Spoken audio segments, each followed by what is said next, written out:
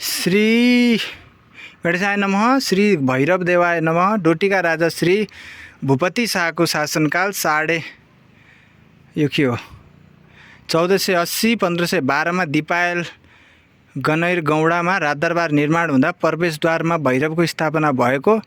सम्मत 1890 सम्म पूजा खर्च नेपाल दरबारबाट बेहोरिने गरिएको थियो। दरबारको संरक्षण मन्दिरको सामान्य जीर्णोद्धार यस क्षेत्रको प्रहरी परिवार र नगरपालिकाबाट विक्रम 2050 सालमा गरियो। 1480 1500 क्षेत्रीय प्रहरी कार्यालय दिपायल। केही पनि छैन ल। यो मन्दिर हो यहाँ भित्र। जय दर्शन भगवान विष्णु भैरवको मन्दिर रहेछ। छानो पनि छैन।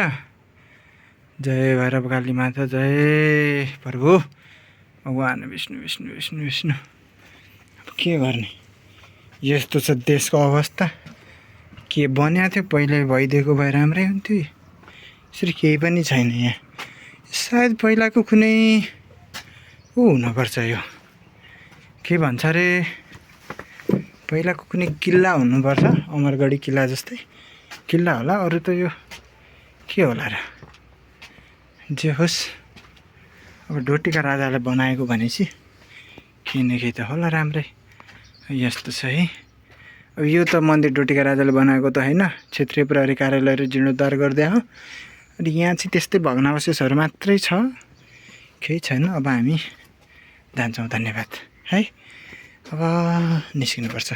ए भट्टा ओए चप्पल लगाएर मन्दिरभित्र नगइदिनु यार। त्यस्तो त गर्नुहुन्न नि।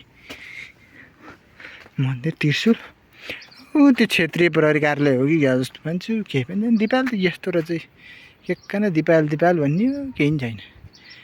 केही छँदैन ल। धन्यवाद अब।